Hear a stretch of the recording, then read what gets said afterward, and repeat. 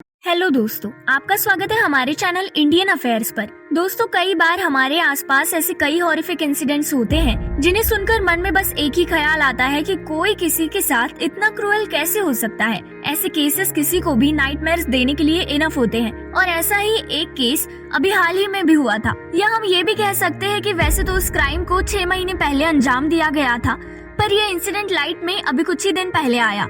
ये केस है श्रद्धा murder case. जिन्हें पता नहीं, श्रद्धा जो कि एक 26 साल की लड़की थी, उनकी ही लिव इन पार्टनर जिसका नाम आफ्ताब अमीन पूनावाला है, ने मर्डर कर दिया और श्रद्धा की बॉडी को 35 अलग अलग पीसेस में चॉप करके महरौली के जंगल में डिस्पोज कर दिया था। दोनों आफ्ताब और श्रद्धा मुंबई से दिल्ली भागकर आए थे और साउथ दिल्ली के महरौली में एक रेंटेड अपार्टमेंट में रहते थे।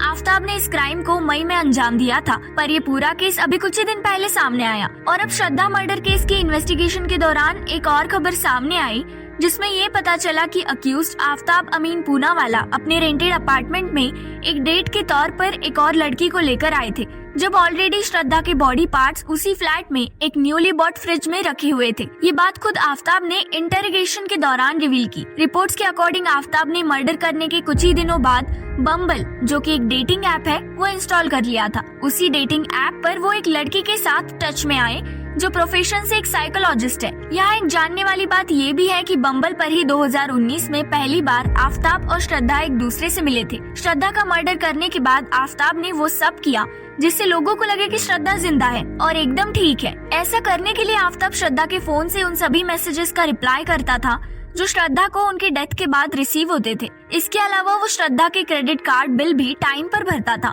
और तो और आफ्ताब उनके सोशल मीडिया अकाउंट्स को भी लॉगिन करके उन पर एक्टिव रहता था, ताकि सबको लगे कि श्रद्धा एकदम ठीक है। रिपोर्ट्स के अकॉर्डिंग आफ्ताब और श्रद्धा मुंबई में ही अपने रिलेशनशिप के दौरान काफी रेगुलरली लड़ते थे। उन दोनों को एक दूसरे पर किसी और के साथ चीटिंग करने का डाउट था, जिसके चलते वो दोनों कई बार एक दूसरे की लोकेशंस भी मांगते थे। अपनी रिलेशनशिप को बेटर बनाने के लिए पहले अप्रैल में दोनों ने ही हिमाचल प्रदेश की एक ट्रिप प्लान की और ट्रिप के बाद उन्होंने दिल्ली में रहने का फैसला ले लिया। 15 मई को वो दोनों साउथ दिल्ली के महरौली में एक रेंटेड फ्लैट में रहने लगे, लेकिन शिफ्ट होने के 3 दिन बाद ही यानी 18 मई को उन दोनों की फिर से लड़ाई हो गई और उस लड़ाई में आफ्ताब ने श्रद्धा का मर्डर कर दिया। इन्वेस्टिगेटर्स के अकॉर्डिंग क्राइम कमिट करने के कुछ टाइम बाद ही आफ्ताब अपनी लाइफ में नॉर्मली रहने लगे और अपनी जॉब के लिए कॉल सेंटर ज्वाइन कर लिया। दोस्तों, इस बारे में आपकी राय हमारे साथ जरूर शेयर कीजिए और ऐसी नई वीडियोस के लिए चैनल को लाइक, शेयर और सब्सक्राइब करना मत भूलिए।